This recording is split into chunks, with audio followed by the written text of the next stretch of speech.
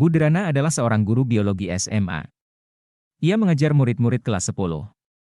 Adapun tujuan pembelajarannya adalah, murid dapat menganalisis berbagai tingkat keanekaragaman hayati di Indonesia beserta ancaman dan pelestariannya. Karena situasi sedang pandemi, Budrana kemudian menggunakan metode flip learning. Di mana sebelum pertemuan daring dengan guru, ia meminta murid-muridnya untuk mempelajari dulu materinya. Budrana telah menyiapkan paparan tentang materi keanekaragaman hayati yang dapat diakses secara mandiri oleh murid-muridnya. Di dalam paparan ini, Budrana menjelaskan tentang konsep kunci dari keanekaragaman hayati dan tingkatannya, keanekaragaman ekosistem, keanekaragaman spesies, keanekaragaman genetik. Ibu Budrana juga menyediakan beberapa sumber belajar yang berkaitan dengan wilayah kritis keanekaragaman hayati di Indonesia. Sumber yang ia sediakan misalnya artikel dari koran, video-video dari Kehati, WWF, Greenpeace yang ia ambil dari internet.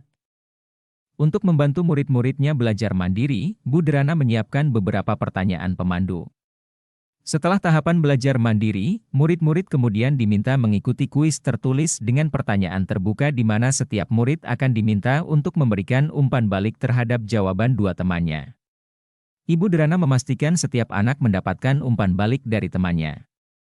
Ibu Budrana lalu meminta murid membuat jurnal refleksi yang harus dilengkapi sebelum mereka masuk ke tahapan pembelajaran sinkron melalui pertemuan Google Meet. Dalam tahap forum diskusi sinkronus, guru memberikan pertanyaan pemantik untuk memulai. Pertanyaan-pertanyaan tersebut diantaranya, tingkatan keanekaragaman hayati mana yang paling penting dilindungi terlebih dahulu? Mengapa? Kapan terancamnya keanekaragaman hayati ekosistem dapat mengancam keanekaragaman hayati spesies dan genetis? Mengapa? Dan pertanyaan-pertanyaan lainnya yang dapat memperkaya materi dan pemahaman murid akan konsep. Selama proses diskusi daring, Ibu Budrana mengamati jawaban-jawaban murid, untuk mengetahui apakah ada miskonsepsi yang dimiliki murid atau apakah ada murid-murid yang tampak belum paham. Di akhir diskusi, Budrana memberikan murid tantangan untuk membuat paket info digital yang mengidentifikasi ancaman pada satu lokasi di wilayah Indonesia yang membawa dampak negatif bagi 3 tingkatan keanekaragaman hayati sekaligus berikut rekomendasi penanganannya. Budrana memperkenankan murid memilih sendiri lokasinya berdasarkan kasus yang nyata terjadi di Indonesia. Bentuk paket info digital pun bebas sesuai kenyamanan murid, misalnya, video singkat, poster digital, situs web, rekaman suara. DSB, asalkan semua informasi yang disajikan sesuai dengan rubrik penilaian yang diberikan dan telah didiskusikan bersama.